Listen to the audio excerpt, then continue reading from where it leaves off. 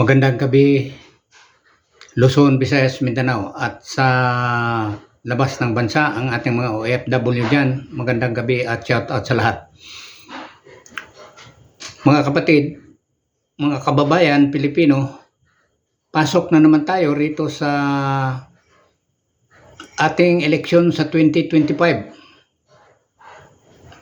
At busy na lahat sa pag-file ng Certificate of Candidacy. So tayo naman mga botante ay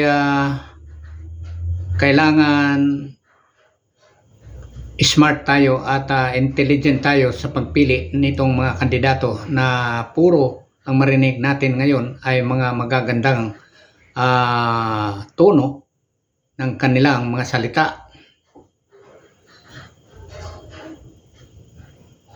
Ang mga partido ngayon ay nahati sa tatlong medyo malalakas na partido, na grupo.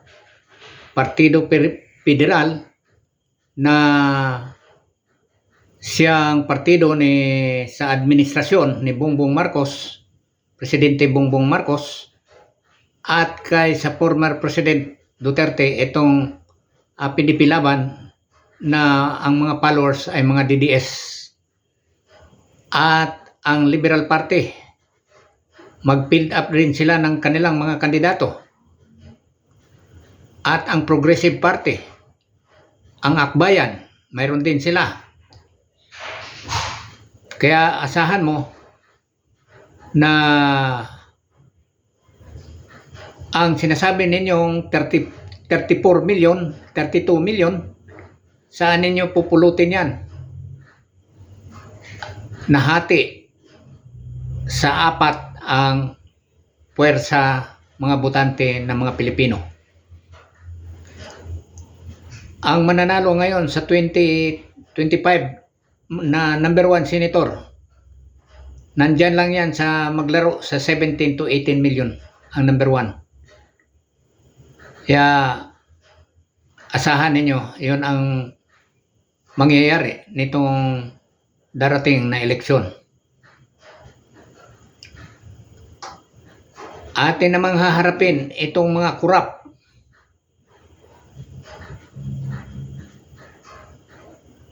Mga power hungry na ayaw nang bibitaw at napaka masarap pakinggan ang kanilang mga sinasabi. Para sa bayan, mahal ko ang aking bansa, yun ang kanilang slogan. Pero tingnan mo, pinahirapan ang ating bansa. Mula pa kay Cory Aquino, kay Ramos, kay Joseph Estrada, kay Gloria, kay Pinoy, kay Duterte, hanggang dito kay Bongbong Marcos.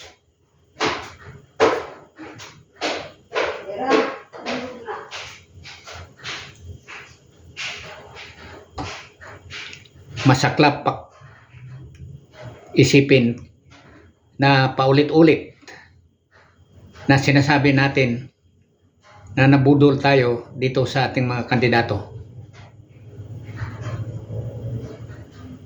Tapos madali nating sabihin sa mga kapatid natin na mga bubo. Madali. Pero yung pala tayo ang mga bubo ang nagsasabi dahil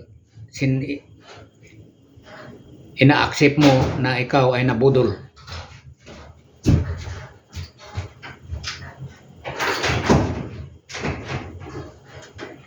Pasok naman tayo dito sa era ng magulo. Ang daming umiiksena na mga parang nakadiri.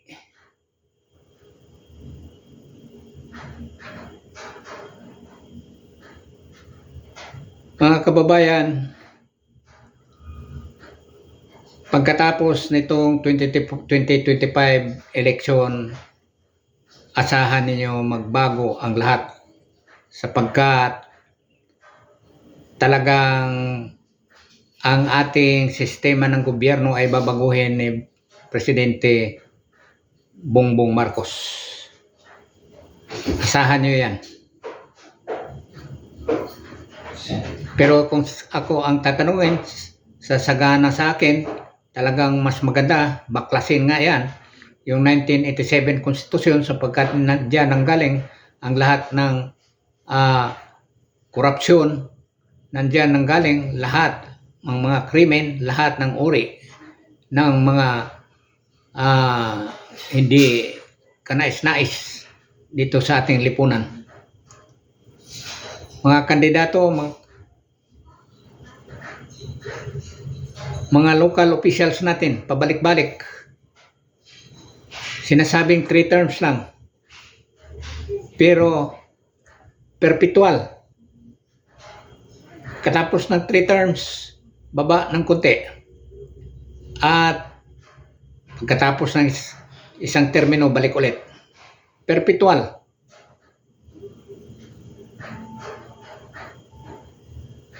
Parang niluloko nila ang mga taong bayan. Iisa ang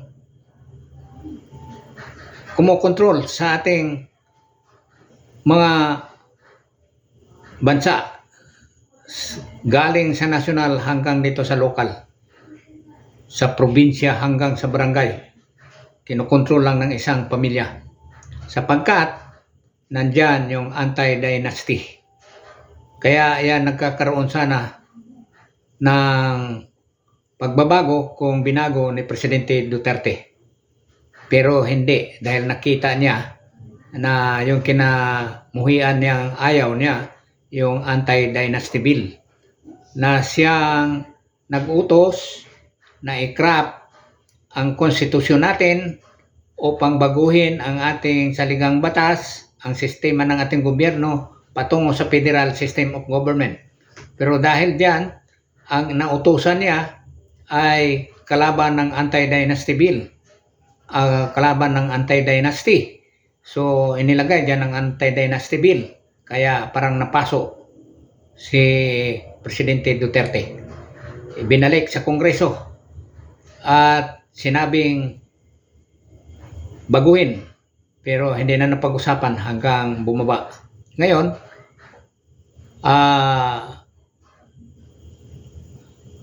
anong nangyari? Ito ngayon, para tayo naman ang tumatahol, para tayong mga aso dahil underdog na tayo.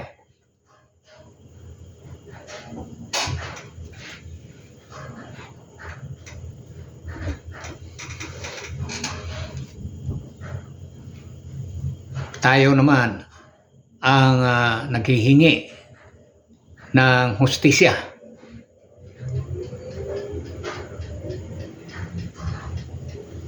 Na sana etong nangyari sa atin ngayon walang ibang sisihin kung hindi sila. Bakit? Mula ng pagkandidato pinupost natin, mula ng pag-file ay pinapahirapan tayo hanggang sa pagkampanya, hanggang nanalo, umupo. Gusto natin manatili siya manatili siya sa ating pamahalaan, sa kapangyarihan. At binuo natin ang revolutionary government. Buong Metro Manila nakahanda. Lahat ay nag-participate sa revolutionary government. Pero anong ginawa? Ni-reject. Ayaw. Ngayon, pagbaba, ito ngayon, sana sinuportahan natin si Vice President Sara Duterte, sana na maging takbo rin siya maging presidente. Pero anong ginawa? Sinuportahan si Bongbong. Ito ngayon ang nangyari sa kanila. Bago pag-upo, parang magkasintahan, labing masyadong sweet. Pero ngayon, naghiwalay. Ano nangyari? Hinahabol sila ng ICC. Hinahabol sila sa mga kabi-kabila ng mga akusasyon. Nanganganib pa si Vice President Sara Duterte na ma-impeach. Dahil pinagsikapan nila yan na i-impeach talaga si Sara Duterte, si Vice President Sara Duterte. So, kaninong kasalanan yan? Ngayon, ano pang pwede natin gawin?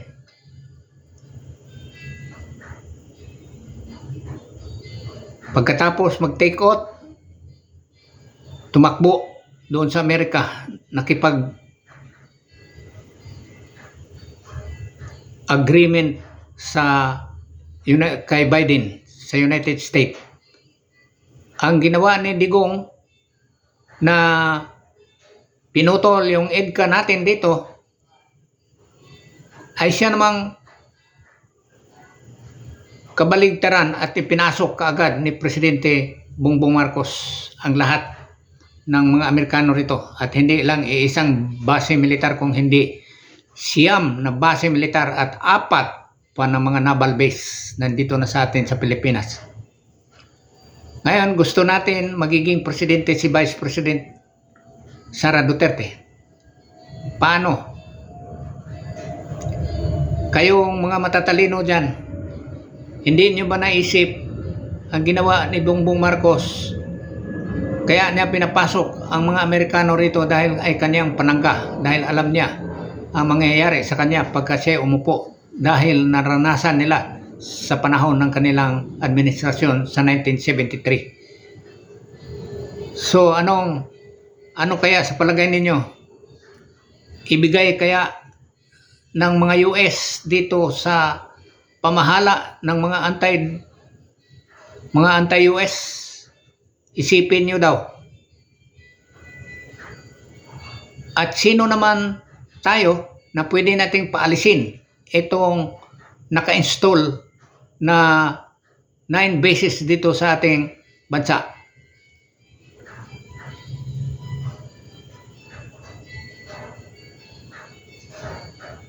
Ano kaya ang magawa natin? Papayagan kaya ng Amerikano na iba ang mamuno rito sa bansa na hindi maprotektahan yung kanilang mga nganib, ang kanilang mga interest dito sa ating bansa? Kung sana nagiging presidente pa si Digong, hindi kaya si Vice President Sara Duterte, hanggang ngayon hindi makapasok yung mga Amerikano rito sa atin. Pero eto ngayon, sigaw tayo ng sigaw, kaya inuunti-unti naman tayo, mauubos na, lahat papunta na sa kulungan, nanganganib lahat. Kaya tayong mga DDS dyan, ayusin ninyo na hindi kayo makasuhan. Tumigil na nga si Congressman Alvarez. Hindi na, nanahimik na dahil natakot na.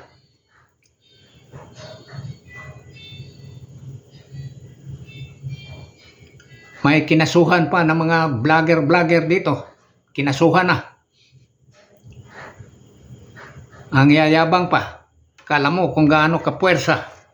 Hindi ninyo kaya ngayon si Bongbong Marcos dahil nakasandal sa pader. Di ninyo may tumba, at ang nakakalungkot dito, tatakbo naman tayo na ilang dekada na magbabalik sa atin ang ating demokrasya. Sigurado ang 1987 konstitusyon mabaklas yan. Sigurado yan, nandyan yung PI. At pag nanalo itong majority, itong senatorial bet, siguradong may mga pwesto yan dito sa parliamentary system. magiging prime minister lahat yan. Nakita na natin yan. Yan ang mga senaryo. Hindi pwedeng bitawan ni Bongbong Marcos, ni Presidente Bongbong Marcos ang poder sapagkat alam niya kung anong mangyayari sa kanya at ang kanyang buong pamilya pagka mawala sila sa poder. Kaya kahit panong gawin natin, hindi na natin siya mapaalis. Kaya mag-isip-isip kayo ng mabuti. So, sige, takbo. Wala rin kwenta manalo. Dahil pag panalo ninyo, mapunta rin yan doon sa PI, sa People's Initiative. Puti kung mag-majority tayo riyan sa Senado. Kung hindi, wala rin kwenta. So mga kababayan, dito tayo sa pag-file na naman. Tingnan natin ang ating mga kandidato. Be wise, be smart. Pili tayo ng magandang kandidato rito sa local government natin. Hayaan na natin yung national dito, mayor, up to the barangay, up to the municipal cities and municipal councilor. Pipili tayo ng mga matitinong mga kandidato natin. So magandang gabi sa lahat.